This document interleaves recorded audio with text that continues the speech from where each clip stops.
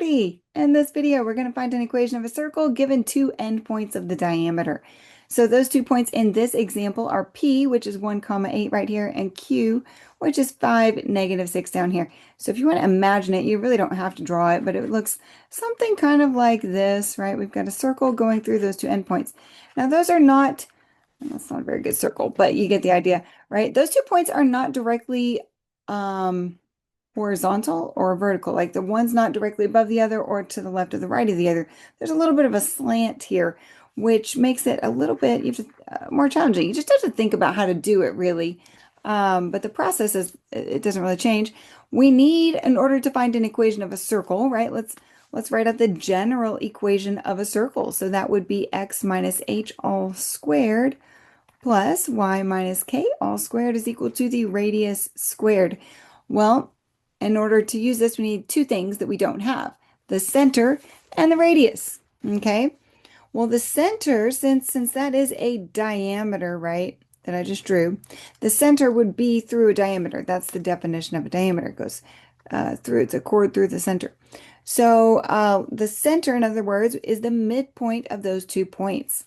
Okay, so how do we find the midpoint of 2 points? Well, we average their x coordinates and we average their y coordinates. It's often called midpoint right there. Instead of M though, I think I'll call it C for center. So anyways, that center C is the 1 plus the 5. The halfway in between 1 and 5 is 3, right? If you follow through the typical formula, you would actually add those and divide by 2. 6 divided by 2 is 3. Okay, so that's 3, comma. The average of the y's. We add them, 8 plus -6 all over 2.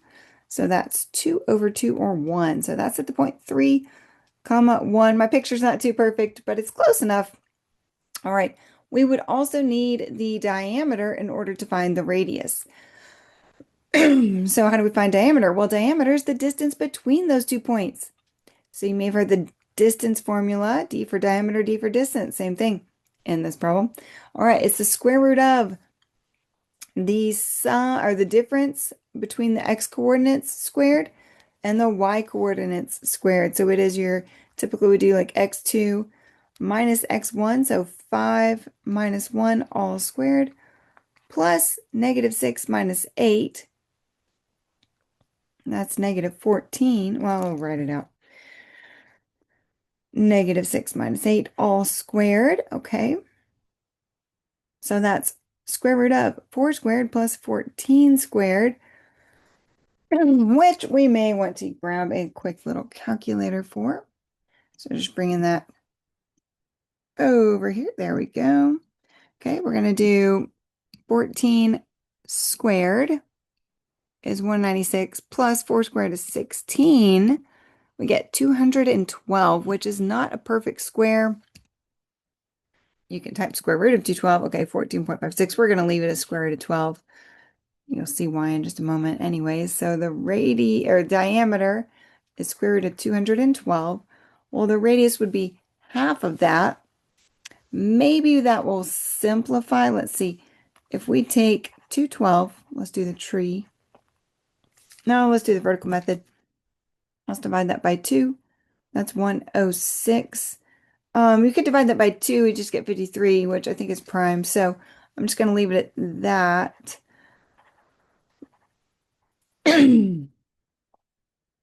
There we go. So the radius, since the radius is equal to the diameter, to root 212 over 2, well, root 212, we just simplified into 2 root 53 over 2, or root 53. Okay, so now we've got the radius and we've got the center. We can plug all that in to this general equation of a circle to find the equation of this circle. So we'll have x minus h. H is the x coordinate of the center. So h is 3 all squared plus y minus k. K is the y coordinate of the center squared. It's equal to the square of the radius. Well, since the radius is square root of 53, its square is just 53. All right, that's it for this problem. Finding an equation of a circle given two endpoints of its diameter.